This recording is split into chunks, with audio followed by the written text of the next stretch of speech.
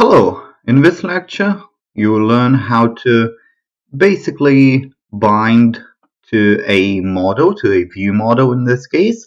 We are not getting to models just yet, we will stick with the basics for now. Okay, we'll stick with the basics. And we already have a little example project written. So I will explain to you how the whole system of this works, and we will also introduce something new called command.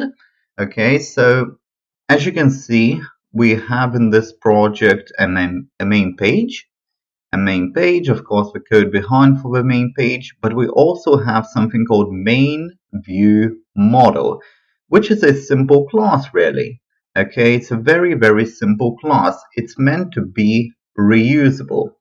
That's the main purpose of any kind of model, whether it be a simple model or a view model. Okay, it has to be reusable. So this is what we have in it. This is our main view model. As you can see, it's named according to the page, to the name for the page. We have main page, and therefore we have main view model. Okay, so here we have a simple string. We will bind to that string, but you will notice that we only bind one way. We bind from the editor to the string, and that's it. It doesn't bind the other way.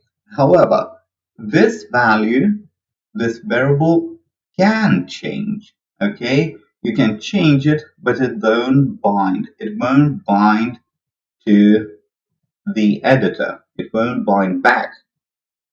Okay, so this is very important to remember, and you will see when I actually show how it works. This is very important to remember. You can easily make a mistake here, and it won't be clear for the user, and it will probably mess up your whole program. Okay, so we have our little string, and then we also have something called command. Command is basically that method that we use on the click.